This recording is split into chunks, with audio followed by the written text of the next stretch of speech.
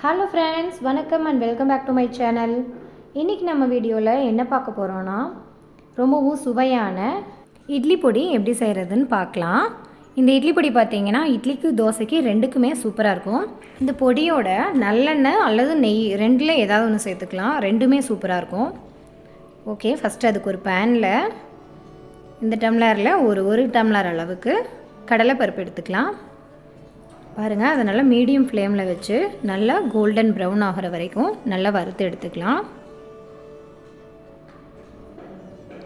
பாருங்கள், இப்போ இந்த அளவுக்கு நல்லா கலர் மாதிரி வறுத்ததுக்கப்புறம் இதை எடுத்து ஒரு தட்டில் மாற்றிக்கலாம்.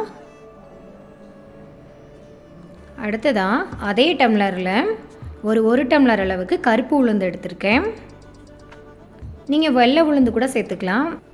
இந்த கருப்பு உளுந்து பார்த்திங்கன்னா ரொம்பவே உடம்புக்கு நல்லது. குழந்தைங்கள்லேருந்து பெரியவங்க வரைக்கும் ரொம்ப ஹெல்த்துக்கு நல்லது. இது பாதியாக இருக்கிறனால சீக்கிரத்துலேயே வறுபட்டுரும். இதுவும் நல்லா கோல்டன் ப்ரௌன் ஆகி வரட்டும். இப்போ பாருங்கள், நல்லா கோல்டன் ப்ரௌன் ஆகி வந்துருச்சு.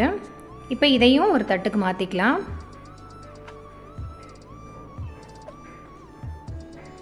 அடுத்ததான் அதே டம்ளரில் ஒரு அரை டம்ளர் அளவுக்கு பொட்டுக்கடலை சேர்த்துக்கலாம்.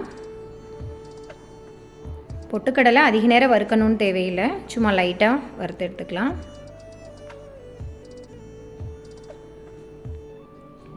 இப்போ அதையும் ஒரு தட்டில் மாற்றி எடுத்துக்கலாம்.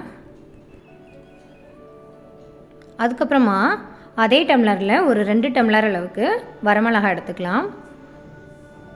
இந்த மிளகாய் பார்த்திங்கன்னா மீடியம் காரம் தான் இருக்கும். இப்போது இந்த மிளகாவையும் நம்ம லைட்டாக வறுத்து எடுத்துக்கலாம்.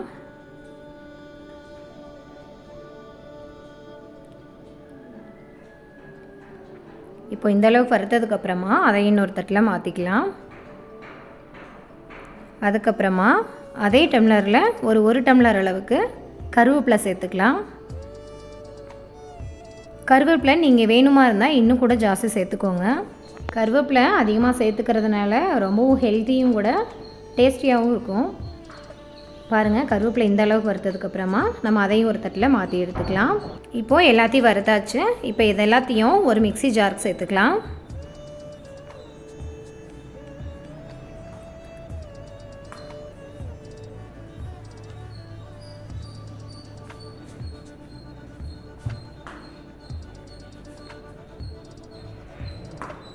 அதுக்கப்புறமா தேவையான அளவுக்கு உப்பு சேர்த்துக்கலாம்.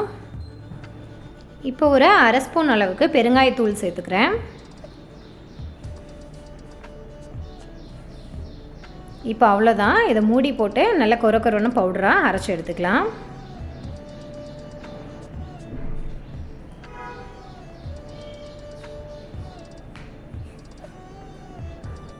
பாருங்கள், இந்த அளவுக்கு நல்லா ஒரு பவுடரை அரைச்சி எடுத்துக்கிட்டோம். இப்போ நம்மளோட சுவையான இட்லி மிளகாய் பொடி ரெடி ஆகிடுச்சு. இந்த பொடியோட டேஸ்ட்டு பார்த்திங்கன்னா குழந்தைங்கள்லேருந்து பெரியவங்க வரைக்குமே ரொம்பவும் விரும்பி சாப்பிடுவாங்க. நம்மளோட இந்த சுவையான இட்லி மிளகாய் பொடியை நீங்களும் உங்கள் வீட்டில் ட்ரை பண்ணி பாருங்கள். இந்த வீடியோ உங்களுக்கு பிடிச்சிருந்தா லைக் பண்ணுங்கள், ஷேர் பண்ணுங்கள். நம்மளோட சேனலை மறக்காமல் சப்ஸ்கிரைப் பண்ணிக்கோங்க. பாய், தேங்க்யூ ஃப்ரெண்ட்ஸ்.